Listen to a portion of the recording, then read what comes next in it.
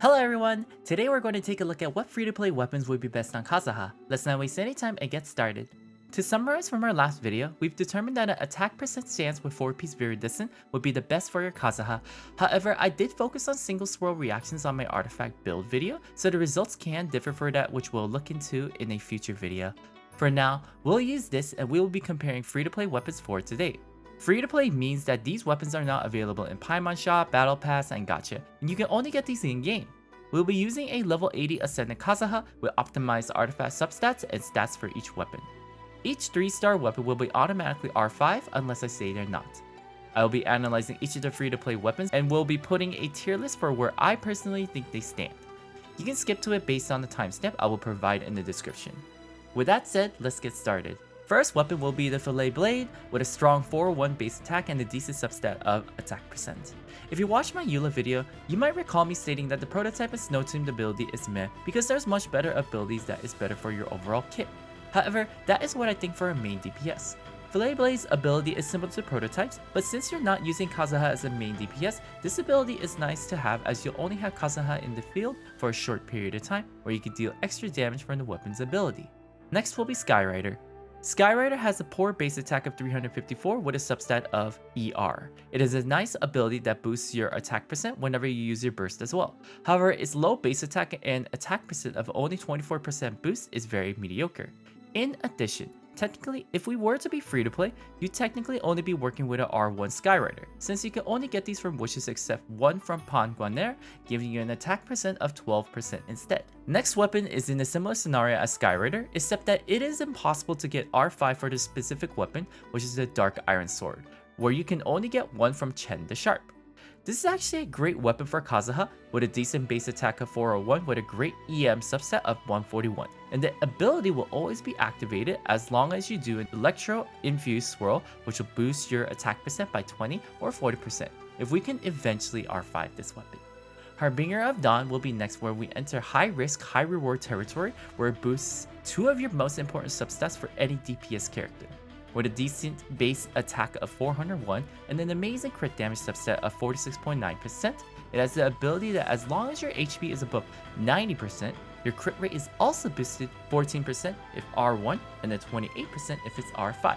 There's a major difference between the stats between having the ability active or not, so you really want to make sure Kazuha has high health for this risky but amazing ability. Technically, you can only get one of these from Kaya's quest, so if you plan to R5 this weapon, you have to get the rest from wishes unfortunately. Cool Steel will be next, and surprisingly, I think this could be a great weapon depending on what you're dealing with or what team that you have.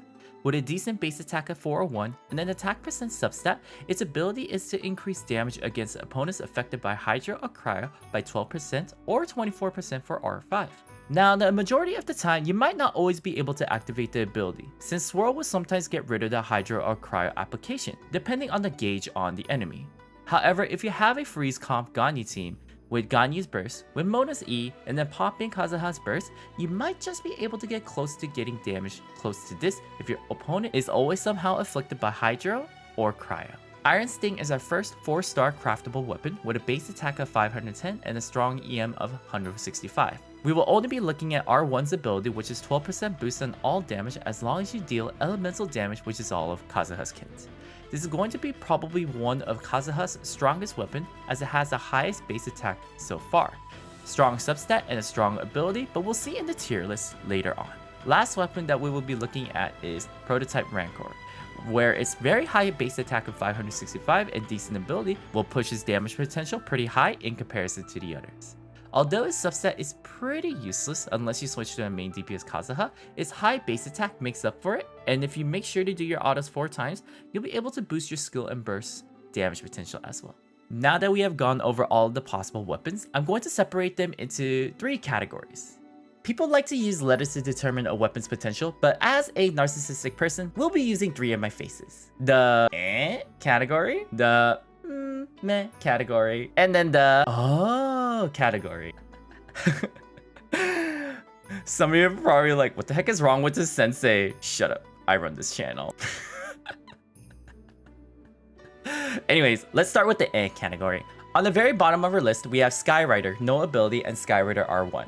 Now I'm only categorizing these based on damage potential and haven't taken into account of their ER, but I feel that ER is taking up a subset that is more important, such as attack percent crit rate or crit damage. And Skyrider's ability of boosting attack percent is pretty mediocre in comparison to some of the other weapons' ability that are coming up.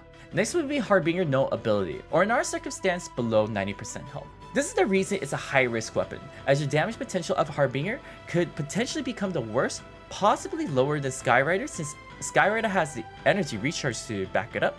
So really be sure you have the health maintained for Harbinger, or it can drop this low in damage potential. Skyrider R5 is next, which is just a boost in attack percent. I already stated why it's meh already, so. Dark Iron no electro reaction is next, which shows how important the buff is, as it heavily carries his weapon pretty far in damage potential. So make sure you are swirling those electro reactions with Kazuha if you got this weapon. That's it for our category. Let's go to our meh category. We'll first start off with Dark Iron R1, which shows the difference between Dark Iron no ability versus R1 on how much more damage you could be doing when the ability is active. So make sure to swirl electro affected enemies. Next will be Cool Steel no ability, which shows how much the weapon substat can elevate a weapon's potential even if the ability is not activated. We're going to see where it's going to lie next in the tier list when the ability actually is active. Harbinger R1 active ability is next, which is pretty insane on how much crit rate has an impact on our average damage, as it's already boosted by 8k for the burst and then 4k for the press and hold. I wonder how much stronger it's going to be when it is R5. Now in terms of just pure raw damage, Prototype Rancour is going to be the next when you do not have that ability active. Hence, this is only based on this high base attack, which is pretty decent for how high it got on this tier list. If only it had a subset that would be useful to support Kazuha, this would definitely push his damage potential by up a lot. Cold Steel will be next, assuming that at least half of your attacks are attacking a Hydro Cryo affected enemy. Similar to Dark Iron, we get a pretty good boost if our Cool Steel is being used on the enemy it is intended for. Next is if we are able to obtain the R5 Dark Iron, which just shows how much of a boost it is compared to no ability, as it is about 9k for the burst and 5k for the press and the hold. Finally, our last spot is going to be the Fillet Blade in the meh category. Even if the damage is lower than the other weapons in this category, it has the additional ability attack, which can occur in 2 cycles that Kazuha is active, which should put it to around this spot in the damage category. Finally, we are at the Ohhhh category, where we are going to start with Prototype with the ability. Do be aware you'll waste some time activating the ability, as you need to do 4 normals to max stack it. One charge attack will probably not work, since it will only count as 1 stack within the stack cooldown.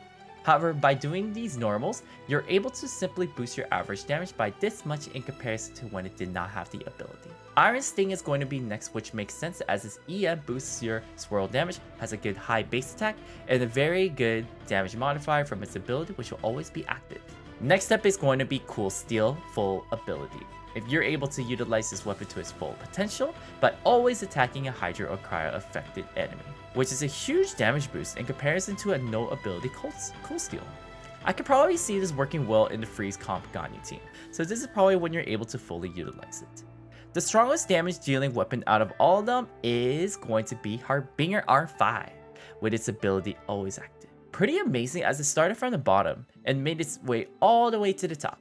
But once again, it just shows how much of a high risk and high reward weapon this could be, so do be careful. If I were to choose one weapon that I would want to use from the Ohhhh category, it would have to be the Iron Sting. This is because the limitations and risks from the other weapons are somewhat of a pain to deal with, and Iron Sting is pretty simple to use in any team composition and enemy scenario that you might be in. Now to summarize, this is a tier list that I would put all of the free-to-play weapons in based on my opinion. Once again, this is all theoretical based on calculation and optimized substats, so use this as a guideline to help you make a decision of what weapon you would want to give to your Kazuha. I hope this was helpful for all of you. Leave a like if it did, and I will see you all in the next video.